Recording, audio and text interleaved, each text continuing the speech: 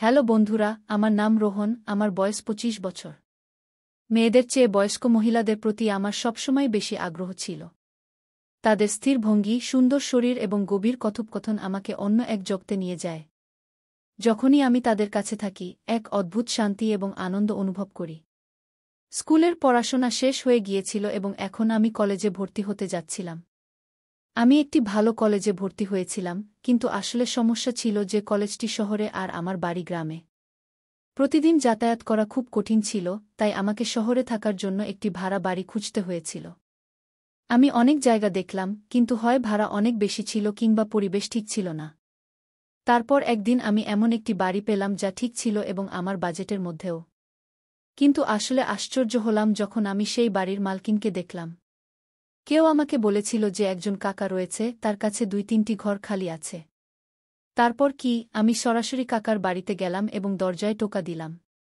তিনি দরজা খুললেন, আমি তাকে দেখেই তো হয়ে গেলাম। সামনে একজন ৫০ বছরের মহিলা দাঁড়িয়েছিলেন, গোঁড়ারং, তীক্ষ্ণ চোখ, মনে হচ্ছিল তিনি এখনও ৩০ বছরের। তিনি এমন ছিলেন যে কোনো পুরুষই তার উপর মুগ্ধ হয়ে যাবে।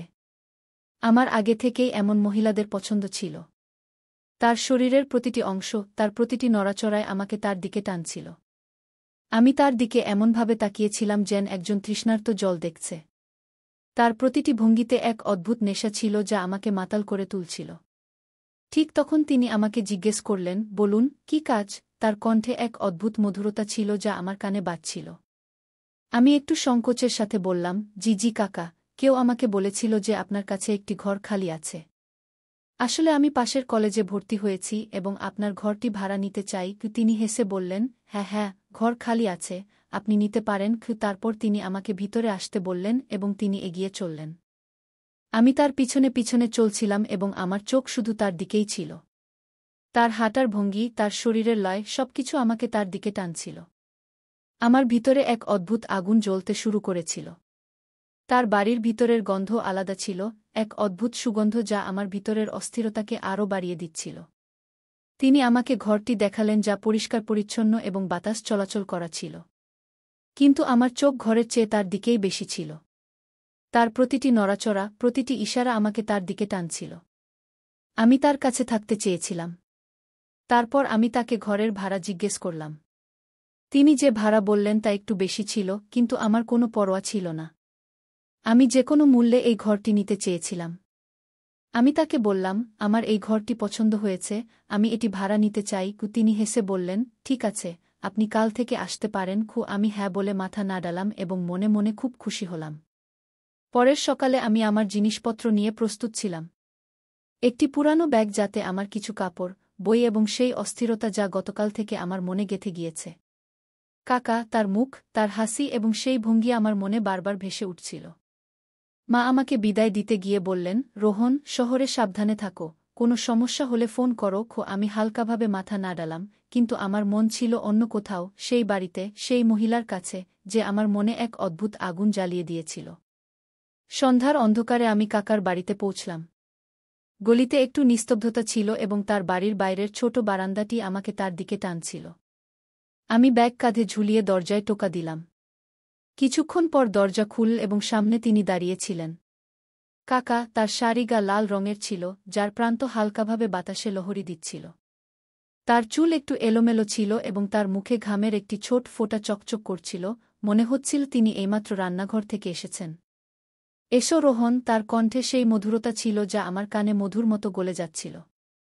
আমার ভিতরে এক ঝড় উঠতে শুরু করল। হ্যাঁ কাকা, আমি একটু থেমে বললাম। তার নাম মনে মনে বলার সময় আমার শ্বাস যেন দ্রুত হয়ে গেল। তিনি হালকা করে হাসলেন এবং বললেন, ভিতরে এসো, জিনিসপত্র রেখে দাও, বাইরে গরম লাগছে নিশ্চয়। আমি তার পিছনে পিছনে চললাম। বাড়িতে একটু দনের সুগন্ধ ছিল যা আমার মনের অস্থিরতাকে আরও বাড়িয়ে দিচ্ছিল। আমার চোখ তার কাঁধে, তার শাড়ির লহরীতে এবং তার হাঁটার ভঙ্গিতে আটকে ছিল। যখন তিনি ঘরের দিকে ঘুরলেন, তার শাড়ির আঁচল একটু কাঁধ থেকে সরে গেল। আমার চোখ সেখানে আটকে গেল, তার কোমরের কোমল রেখা যা শাড়ির নিচে হালকাভাবে ফুটে উঠছিল। আমি তাড়াতাড়ি চোখ সরিয়ে নেওয়ার চেষ্টা করলাম, কিন্তু আমার মুখ গরম হয়ে উঠছিল। আমার ভিতরের আগুন কমরায় পৌঁছে আমি আমার ব্যাগ রেখে দিলাম। তিনি আমার কাছে এসে বললেন, রোহন, এই কামরাটা ঠিক আছে তো? কিছু দরকার হলে বলবে কি তার কণ্ঠে এক অদ্ভুত গরম ভাব ছিল যা আমার হৃদয় স্পর্শ করছিল। আমি শুধু মাথা নাড়ালাম কারণ আমার জিহ্বা যেন হারিয়ে গিয়েছিল। তিনি আমার ব্যাগ ঠিক করতে লাগলেন এবং ঠিক যখন তিনি ব্যাগটা তুললেন তার আঙুলগুলো আমার হাতের সাথে হালকা করে লেগে গেল। সেই স্পর্শ এত নরম, এত গরম ছিল যে আমার সমস্ত শরীরে এক শিহরণ ছুটে গেল। আমি তার দিকে তাকালাম, কিন্তু তিনি শুধু হাসছিলেন, যেন কিছুই হয়নি। আমার মনে এক ঝড় উঠছিল। সেই ছোট্ট মুহূর্তটা আমার জন্য এক অকথিত প্রতিশ্রুতির মতো ছিল। সেই রাতের খাবারের টেবিলে কাকি আমার সামনে বসেছিলেন। তিনি আমার জন্য গরম গরম পরোটা বানিয়েছিলেন। প্রতিবার যখন তিনি আমার প্লেটে পরোটা রাখতেন, তার আঙুলগুলো আমার প্লেটের কিনারা হালকা করে স্পর্শ করত। আমি তার প্রতিটি নড়াচড়ার গভীরভাবে লক্ষ্য করছিলাম। তার হাতের সেই নরম ভাব, চোখের সেই চমক, আর তার শাড়ির সেই পল্লব যা বারবার কাঁধ থেকে সরে যাচ্ছিল। একবার তার পল্লব এতটাই সরে গেল যে তার কোমরের এক অংশ স্পষ্ট দেখা যাচ্ছিল। আমার দৃষ্টি সেখানে আটকে গেল, আর সেই মুহূর্তে আমার জন্য পৃথিবী যেন থেমে গিয়েছিল। কাকি আমার দৃষ্টি লক্ষ্য করলেন, কিন্তু তিনি শুধু হালকা করে হাসলেন এবং তার পল্লব ঠিক করলেন। খাও রোহন, ভাববার জন্য পুরো রাত পড়ে আছে, তিনি ধীরে বললেন। তার এই কথায় আমার মনে নতুন এক ঝড় উঠল। পরের দিন সন্ধ্যায় আমি কামরায় পড়াশোনা করছিলাম, এমন সময় কাকি দরজা খটখট করলেন। রোহন, চা খাবে? তিনি জিজ্ঞাসা করলেন। আমি তৎক্ষণাৎ বই বন্ধ করে বললাম, হ্যাঁ, অবশ্যই কাকিকু। তিনি ভিতরে এলেন। তার হাতে দুটি পেয়ালা ছিল। একটি পেয়ালা আমার দিকে বাড়ানোর সময় তার শাড়ির পল্লব আবার হালকা করে সরে গেল। আমার দৃষ্টি তার কোমরের সেই নরম রেখায় আটকে গেল। আমি তৎক্ষণাৎ দৃষ্টি সরিয়ে নিলাম, কিন্তু আমার মুখ গরম হয়ে উঠছিল। কাকি সম্ভবত আমার ঘাবড়ানো লক্ষ্য করলেন, কারণ তিনি হালকা করে হেসে বললেন, কি হয়েছে রোহন? চা ঠান্ডা হয়ে যাবে। তিনি আমার সামনে বসে বললেন, রোহন, তোমার কলেজ কেমন চলছে? আমি বললাম, ঠিক আছে কাকি, এখনও সব নতুন নতুন। তারপর সাহস করে জিজ্ঞাসা করলাম, কাকি, আপনি এখানে একা কিভাবে থাকেন? মানে বাড়িটা তো অনেক বড়। আমার কথা অসম্পূর্ণ ছিল, কিন্তু তিনি বুঝে গেলেন। তিনি হালকা করে মাথা নিচু করে বললেন, একাকিত্ব তো অভ্যাস হয়ে যায় রোহন। আমার স্বামী চলে গেছেন, এখন 10 বছর হয়ে গেছে। আমার দুটি ছেলে আছে, কিন্তু তারা দুজনেই অন্য শহরে চাকরি করে। মাঝে মাঝে আসে। তার কথায় এক অদ্ভুত বিষাদ ছিল, কিন্তু তার চোখে সেই একই চমক ছিল যা আমাকে প্রতিবার তার দিকে টানত। আমি ধীরে বললাম, কাকি, আপনি বিরক্ত হন না? তিনি হালকা করে হেসে বললেন, বিরক্তিকে দূর করার উপায় খুঁজে নিতে হয়। যেমন বাগান করা, বই পড়া, আর এখন তুমি এলে, তাই হয়তো এখন একটু কম একাকিত্ব লাগবে। তার এই কথায় আমার হৃদয়ের স্পন্দন আরও বেড়ে গেল। তিনি কি সত্যিই এমনটা ভাবছিলেন, নাকি এটা শুধু তার কথা বলার সেই নরম ভাব? এক সকালে আমি আমার কামরায় প্রস্তুত হচ্ছিলাম, এমন সময় কাকির কণ্ঠ শুনলাম, রোহন, রোহন, একবার এদিকে আসবে। তার কণ্ঠে এক অদ্ভুত তাড়া ছিল। আমি তৎক্ষণাৎ বাইরে গিয়ে দেখলাম তিনি বাথরুমের দরজার পাশে দাঁড়িয়ে আছেন। তার শাড়ি ভিজে গিয়েছিল, আর তিনি একটি ছোট কাপড় ধরেছিলেন। রোহন, আমি তোয়ালে নিয়ে যেতে ভুলে গেছি। একবার আমার কামরা থেকে তোয়ালে এনে দেবে? তিনি বললেন। আমার মনে এক ঝড় উঠতে লাগল। আমি মাথা নাড়ালাম এবং তার কামরার দিকে দৌড়ে গেলাম।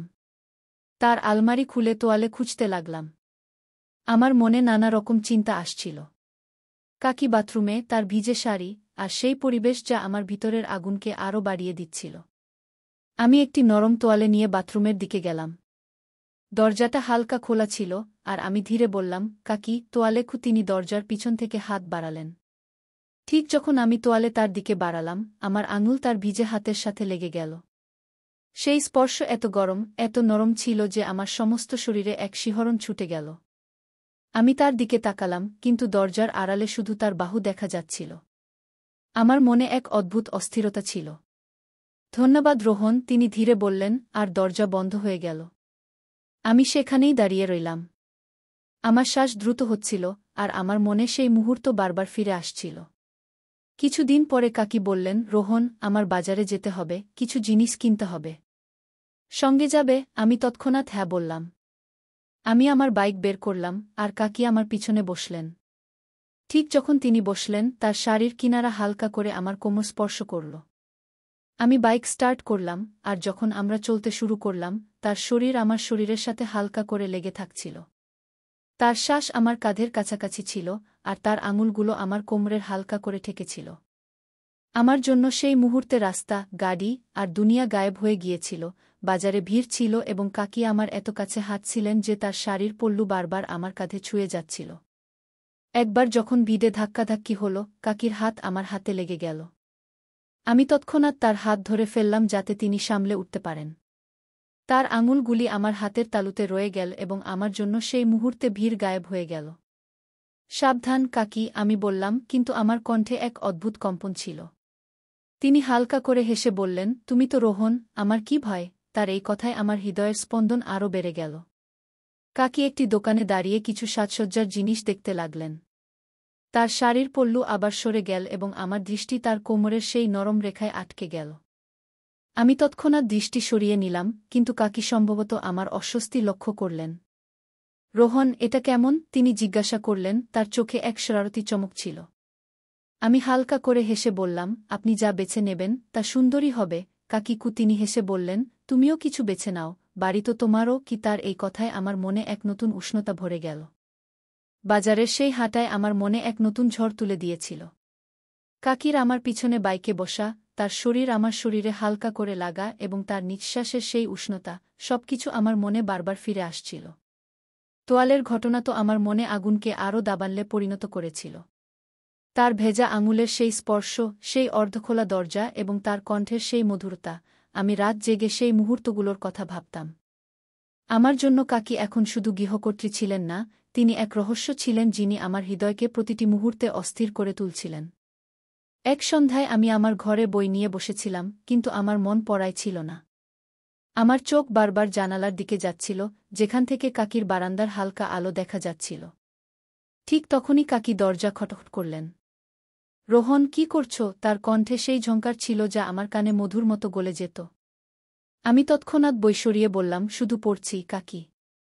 আপনি ভিতরে আসুন। তিনি ভিতরে এলেন, তার হাতে একটি ছোট ট্রে ছিল যাতে 2টি কাপ চা এবং কিছু বিস্কুট ছিল।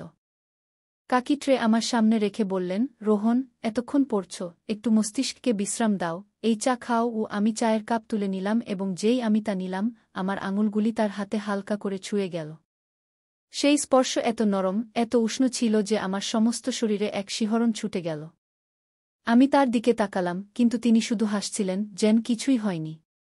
তিনি আমার সামনে বসে গেলেন এবং তার শাড়ির পল্লু আবার হালকা করে সরে গেল। আমার দৃষ্টি সেখানে আটকে গেল এবং আমার জন্য সেই মুহূর্তে পৃথিবী যেন থেমে গেল। কি হল রোহন?